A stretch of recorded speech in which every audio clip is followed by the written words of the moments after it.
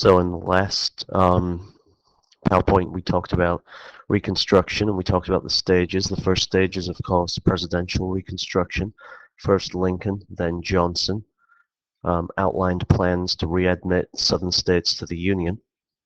When Congress saw the effects of Johnson's plan, Congress refused to allow the newly reformed Southern states to rejoin the Union, and basically made them do it over. And finally, in 1867, passed the Military Reconstruction Act, where United States soldiers occupied the South.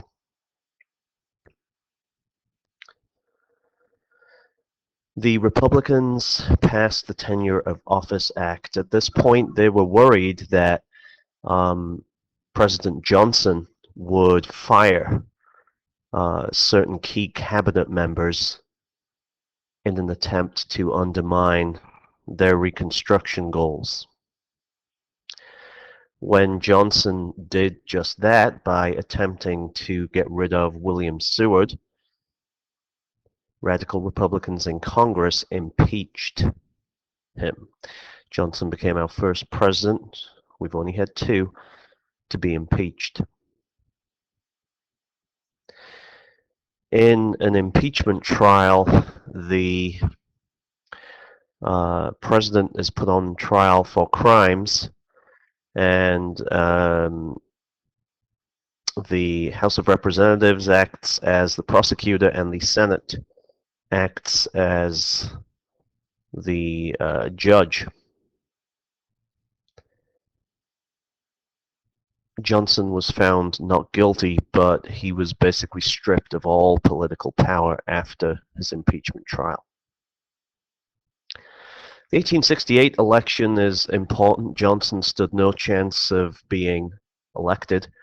Republicans did something called waving the bloody shirt. This is where the Republicans, again, we've talked about this, remind Northern voters to vote for the Republicans because they're the party that kept the Union together. The Democrats were the party of secession and treason. You can see Ulysses S. Grant wins the election. However, what's really important is to note that about 500,000 African Americans voted for Grant. In other words, if you look at the voting figures, the popular vote, you'll see that without those African American votes, Grant does not win the election. So the Republicans act quickly, and they decide to add another amendment to the Constitution, an amendment that protects the right of African Americans to vote.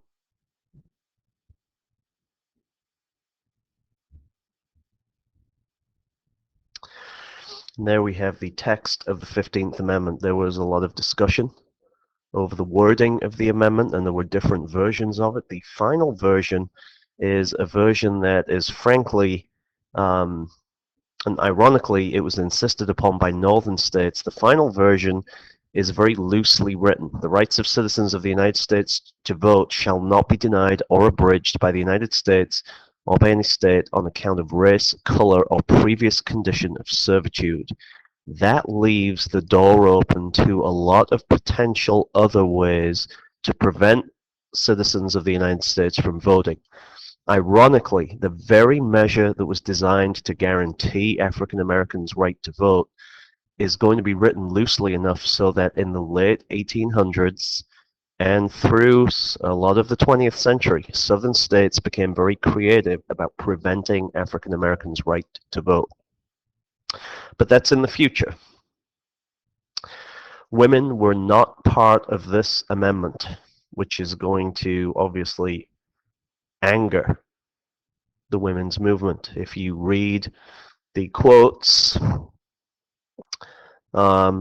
you can see Frederick Douglass, when women, because they are women, are hunted down, dragged from their homes, and hung upon lampposts, when their children are not allowed to enter schools, then they will have an urgency to obtain the ballot equal to our own.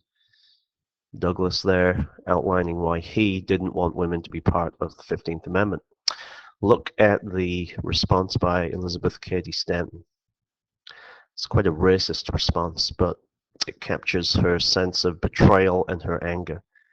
Think of Patrick and Sambo and Hans and Ung Tung, who do not know the difference between a monarchy and a republic, who have never read the Declaration of Independence, making laws for Lydia Marie Child, Lucretia Mott, or Fanny Kemble. The first line is a reference to Irish immigrants, African Americans, German immigrants, and Chinese immigrants. The women's movement is actually going to split over this into two different groups. One group accepts the 15th Amendment and works for other changes, the American Women's Suffrage Association. The NSWA, led by Stanton and Susan B. Anthony, I think that should be NWSA, the National Women's Suffrage Association, led by Stanton and Susan B. Anthony, fights for the right to vote. Let's talk a little bit about Reconstruction governments. For the first time, African Americans had real political power. They're allowed to vote in elections. Federal troops are in the South making sure this happens. And African Americans are going to vote. They're going to vote, and in some cases, they're going to vote for African Americans to fill the offices. So African Americans are going to fill local offices at the town and city level. More than 600 state-level political positions in the South are filled by African Americans. 14 African Americans are going to serve in Congress during this time.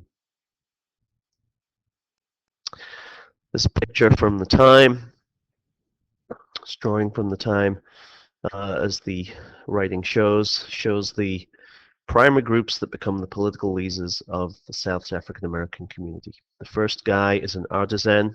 You can see the tools in his pocket. If I can find the mouse, there we go. Second guy, this well-dressed chap right here, is a member of the middle class, and the third guy is a proud Union soldier, a decorated Union soldier, as you can see there, and they are voting. Reconstruction governments also undertook much-needed reform in the South. They built public schools. They rebuilt the infrastructure, which had been damaged, of course, during the Civil War. They founded industries. They built orphanages, hospitals, places for the mentally ill. This is all good stuff. Problem is, it costs money.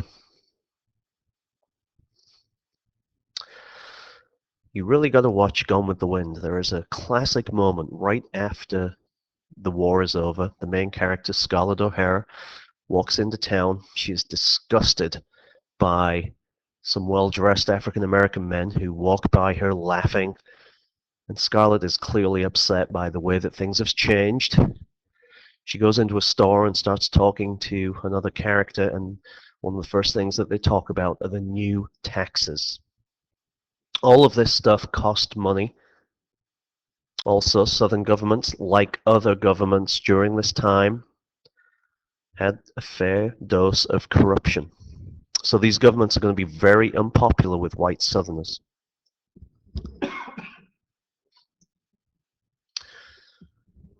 Now, for some Southern whites, this is unacceptable.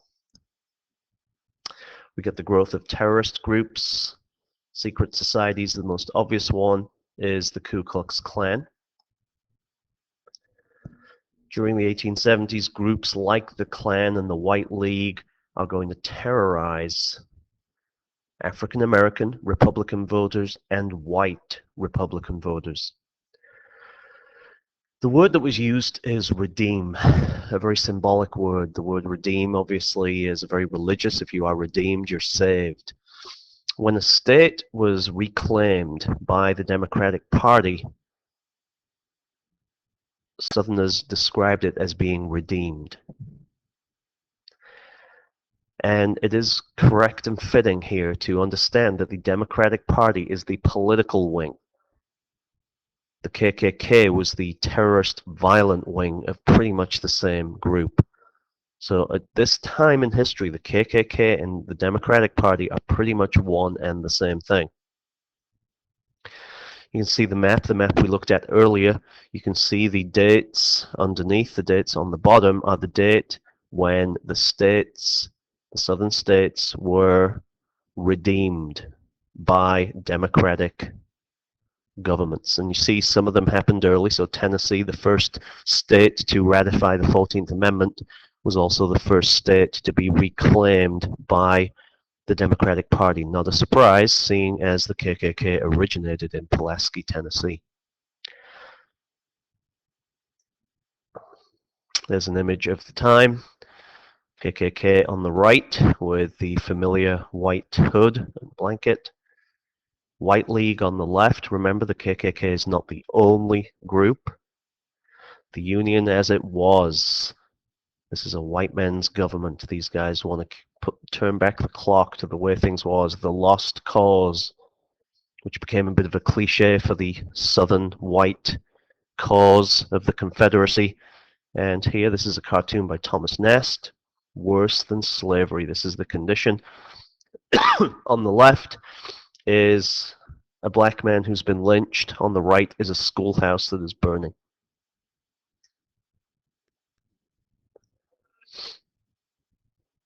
More cartoons. Here's one. And not this man was the caption that went with this cartoon. Here's quite a racist cartoon from Harper's Weekly, where African American politicians in Congress are being depicted in a very racist way.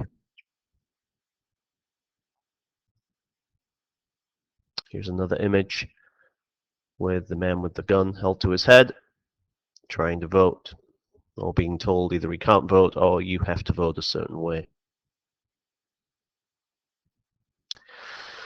Here's a petition to Congress in March 25, 1871. If you read that, you can tell it's a plea for help from a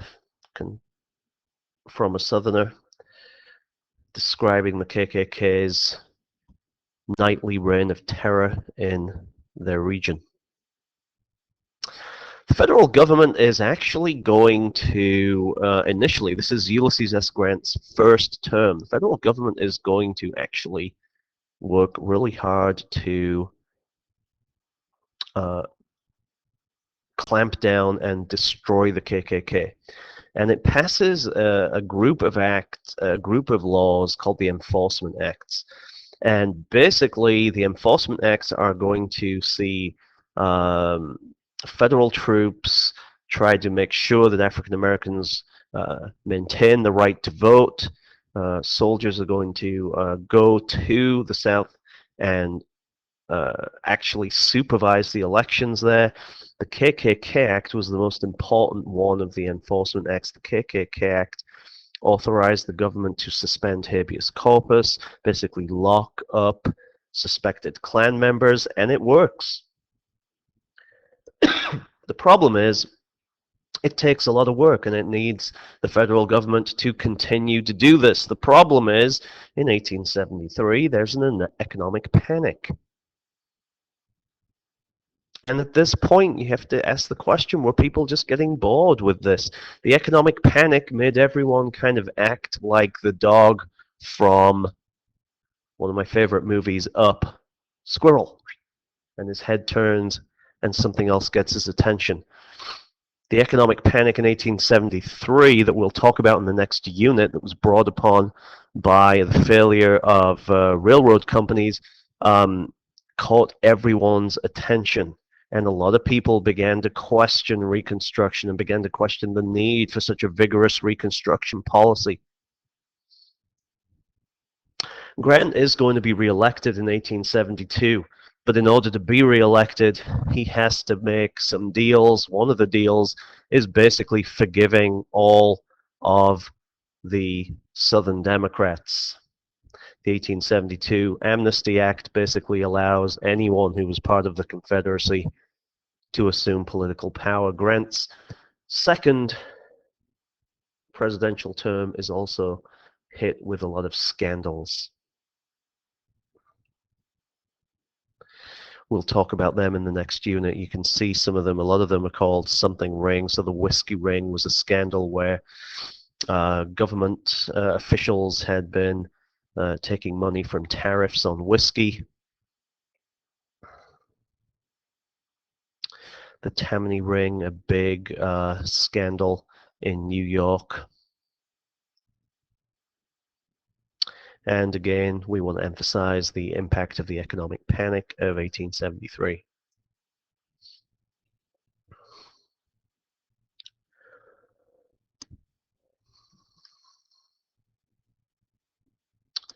In 1876, we have an election. The Republican candidate, Rutherford B. Hayes, is a moderate, and his nomination by the Republican Party should really signal the end of Reconstruction, or the end of Northerners being interested in the South and Reconstruction. The Democratic candidate, a guy called Samuel Tilden. You can see it's a very, very close election. When it came to count the votes, there were 3 states, all of them in the South, all of them controlled by Republicans still, where there were allegations of improper voting.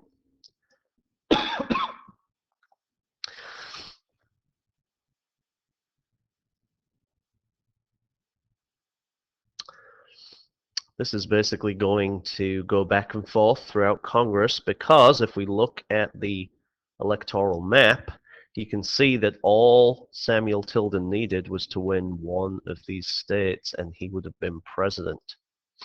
Instead, we're going to have a congressional commission, and finally, after several months of arguing,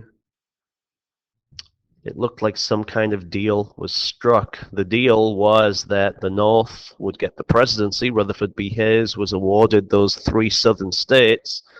In return, Democrats would regain control of the South. This is known as the Compromise of 1877, and it marks the end of Reconstruction.